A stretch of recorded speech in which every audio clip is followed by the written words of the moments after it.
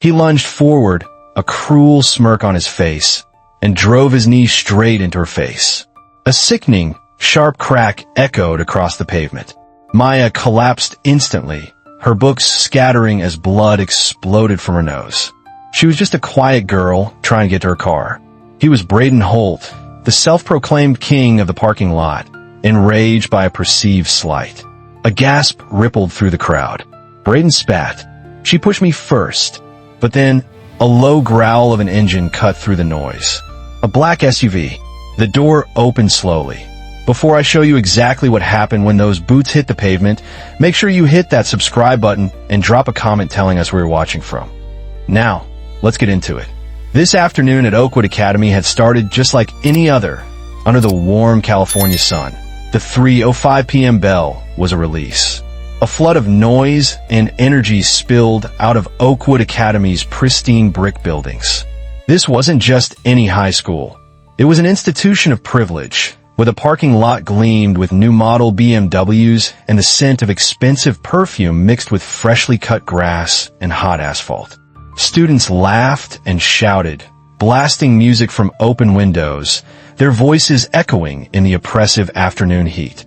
It was an ordinary day, filled with the mundane drama of teenage life, utterly unaware of the storm about to break. Among the throng was Maya Seagal.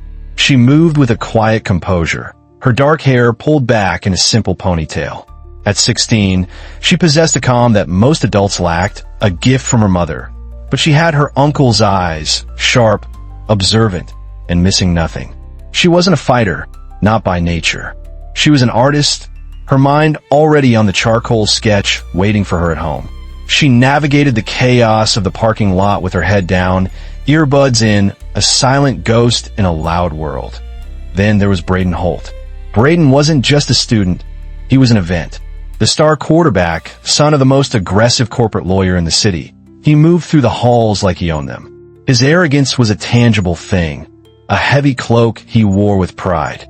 He was flanked, as always, by his friend Evan, a slighter boy who lived in the reflected glory of Braden's power.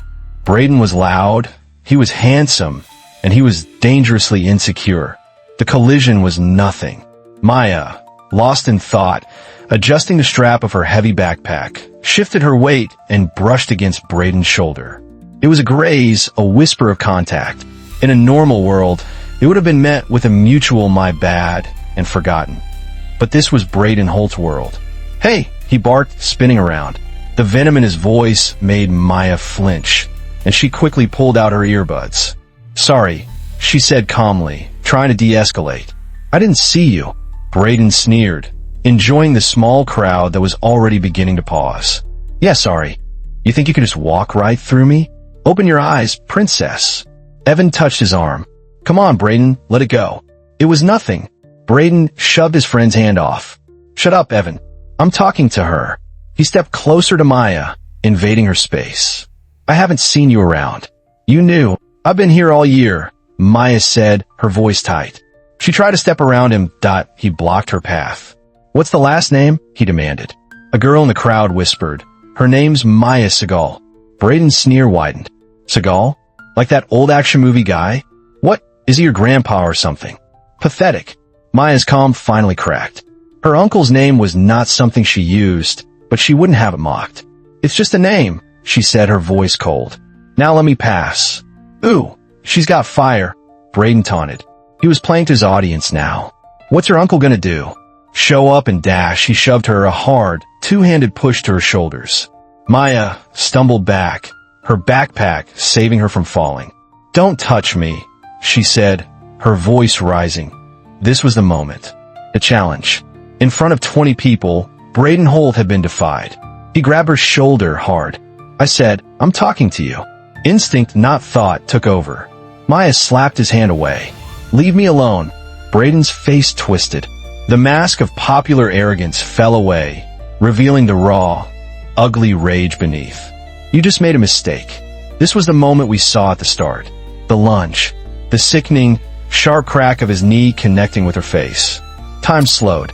Maya felt a blinding, white-hot explosion of pain. She tasted copper and salt.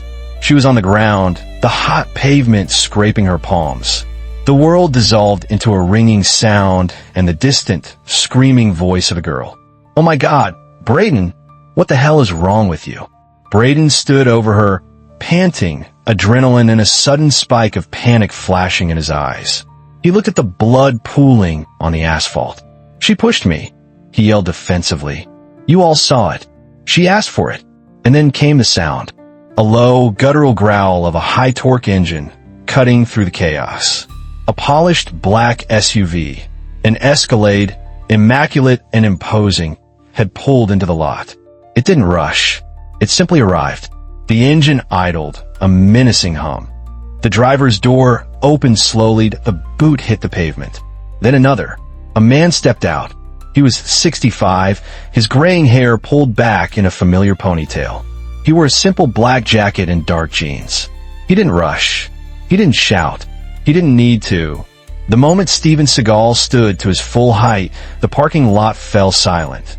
The silence that fell over the Oakwood Academy parking lot was absolute. It was heavier and more profound than the silence of a classroom. It was the vacuum created when 30 teenagers collectively hold their breath. Steven Seagal's presence was not just seen, it was felt. At 65, he was no longer the action star of the 90s, but he was something more real. His movements were economical, deliberate. He exuded an aura of calm that was far more terrifying than any scream. His eyes, Maya's eyes, scanned the scene in a single, fluid motion. He took in every detail. The circle of petrified students, the phones that were suddenly frozen, the pale face of Braden Holt, and finally, his niece, crumpled on the ground, blood dripping from her chin onto the pavement. He walked to Maya first, kneeling beside her with a grace that defied his age. His voice was a low rumble, devoid of panic. "Maya? You okay, sweetheart?" She looked up, tears mixing with the blood. "Uncle Steven," she whispered, the words thick. He gently brushed the hair from her face, his gaze hardening as he assessed the damage. Her nose was clearly broken. A quiet, cold fury settled over him. He stood up, his full height seeming to block out the sun, and then his gaze shifted. It moved from Maya and locked onto Braden Holt. Braden had faced angry parents, furious coaches, and disappointed teachers. He had never faced this. This was not anger. It was something colder, something final. It was the gaze of a predator that had just seen its kin threatened, and it pinned Braden to the spot. "Sir," Braden stammered, his bravado evaporating like mist. It was an accident. She pushed me first, I swear," that Steven said, his voice so low the front row of students barely heard it. "Was no accident." He took one slow, deliberate step forward. Braden flinched, taking a step back. I didn't mean to." Before Braden could even finish the lie, before he could even register the man as a threat, Steven closed the distance. It wasn't a rush. It was a fluid, terrifying entry, a movement that seemed to bend the space between them.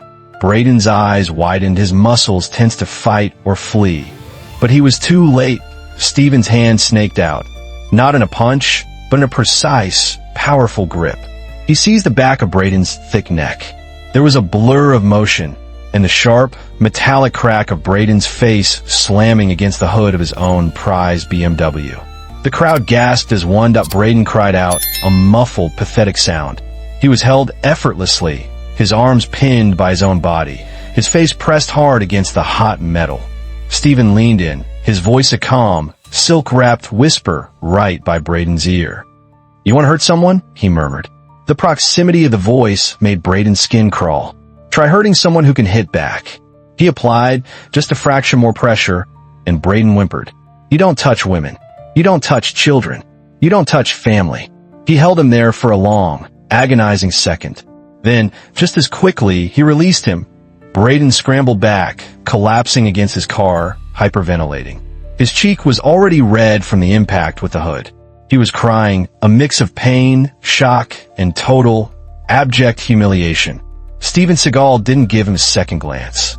He turned back to Maya, his entire demeanor softening instantly. He shrugged off his own expensive jacket and gently pressed the soft cotton against her nose. "Let's go home, sweetheart." He looped an arm around her, lifting her as if she weighed nothing, and guided her toward his SUV. The crowd parted like the Red Sea. No one spoke. No one moved. The only sound was the scuff of Steven's boots on the asphalt and Maya's quiet sob. He settled her into the passenger seat, closed the door, and walked around to the driver's side. As the Escalade's engine rumbled to life and it pulled out of the lot, Braden Holt was left trembling, alone in a circle of silent witnesses, the king of the parking lot reduced to a sobbing mess in under 30 seconds. The next morning, the story of what happened in the parking lot had spread beyond Oakwood Academy. It was on social media, whispered in locker rooms, and debated over breakfast tables. The legend grew with every telling. Some said Steven Seagal had broken Braden's arm. Others said he'd thrown him clear over the car. A few, the ones who were actually there, said the scariest part was that he'd barely touched him. Braden sat in the principal's office, his face pale. His father, Mr. Holt, a formidable man in a $2,000 suit, was pacing. He was a man who solved problems with threats and checkbooks. "This is unacceptable, Harris," he roared at the nervous principal. "My son was assaulted on your property. I want security footage, I want a police report, and I want that man's name. I am filing a suit against the school and against him personally for assault." Braden sat silently, a small, grim smile on his face. His father would fix this. His father always fixed everything. Principal Harris adjusted his glasses. "Mr. Holt, I understand your frustration, but we have statements from over a dozen witnesses. Your son instigated the confrontation and assaulted a female student." "He what?" Mr. Holt stopped pacing. He turned to his son. "You didn't tell me that." She pushed me." Braden stammered, the excuse sounding weak even to his own ears. "You attacked a girl, Braden?" Harris snapped, finding a rare ounce of courage. "You broke her nose." Mr. Holt's face turned red. This complicated the lawsuit. "That's a separate issue. The fact remains this man, this Seagal, put his hands on my son." The office door opened quietly. Steven Seagal stepped inside. The room's atmosphere changed instantly. The air pressure seemed to drop. He was calm, composed, and his presence made Mr. Holt's expensive suit look like a cheap rental. "Principal," Steven nodded. "Mr. Holt, you," Holt bellowed, pointing a finger. "You assaulted my son." "No," Steven said, his voice level and calm. "I stopped your son from hurting someone else. You had no right to lay a hand on him. I'm his father. I'm a lawyer. I will see you in court."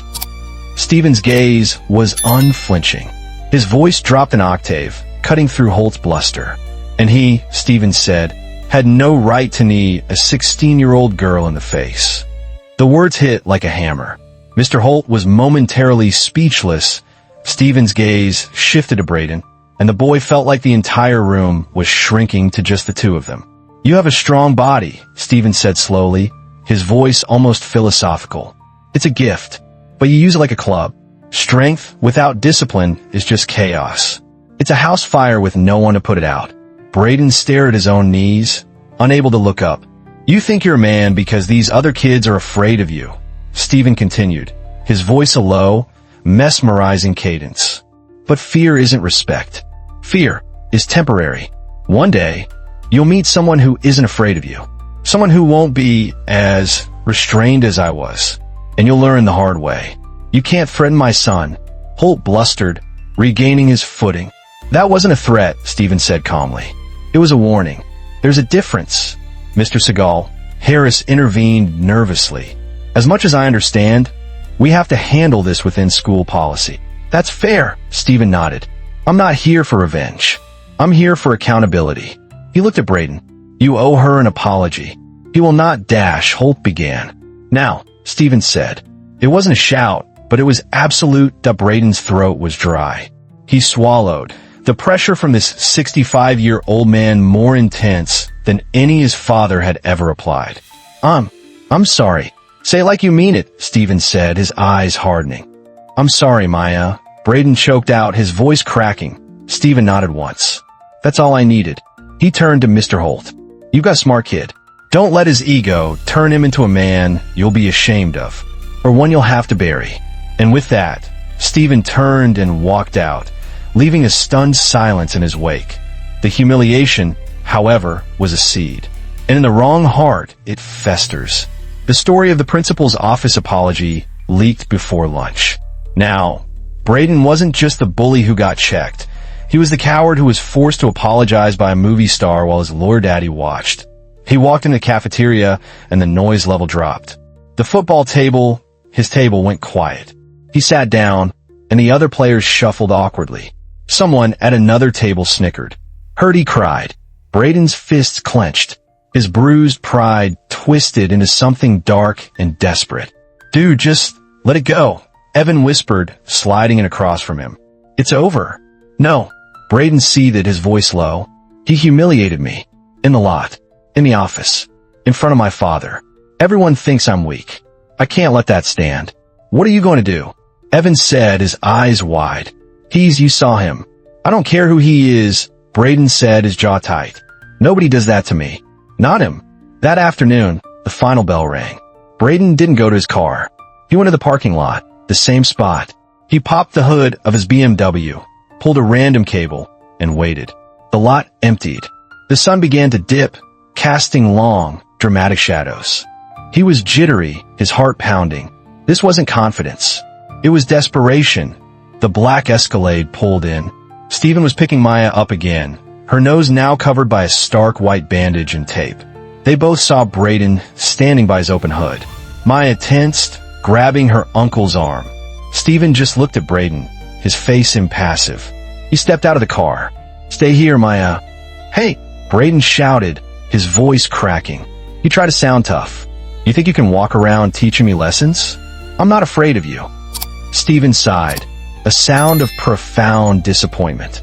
He looked at the 65-year-old man he was, and the angry child in front of him. You didn't learn enough yesterday, did you, son? Don't call me son. Braden screamed. You're not going to scare me this time. He took a step forward, clenching his fists. All right, Steven said softly. Then I guess we'll finish what you started.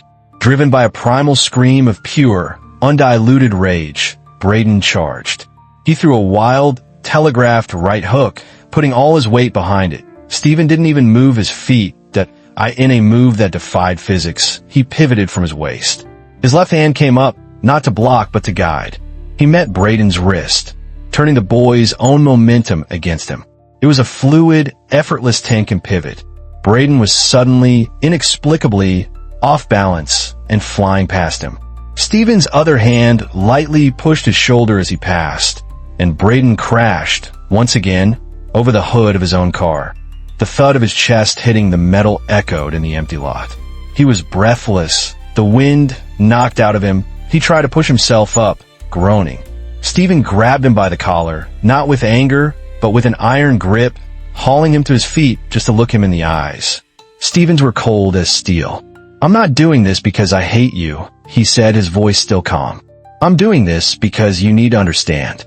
There's always a price for arrogance. He released him. Just let go.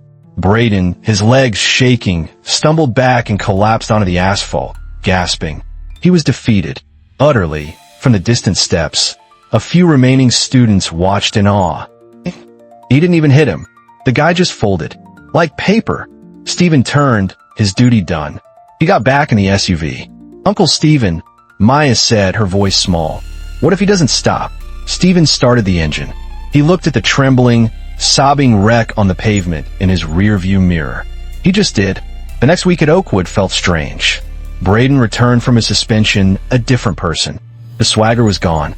The hoodie was up. He sat in the back of class, eyes down, invisible. The king was dead. But the anger was gone too. The rage had been lanced, and what was left behind was something new. Guilt that he couldn't stop replaying it. Maya's face, the blood, and his uncle's voice. Afraid of the man you're becoming. He was called to Principal Harris's office on Friday. He expected expulsion. Braden, Harris said, your 2-week suspension is over.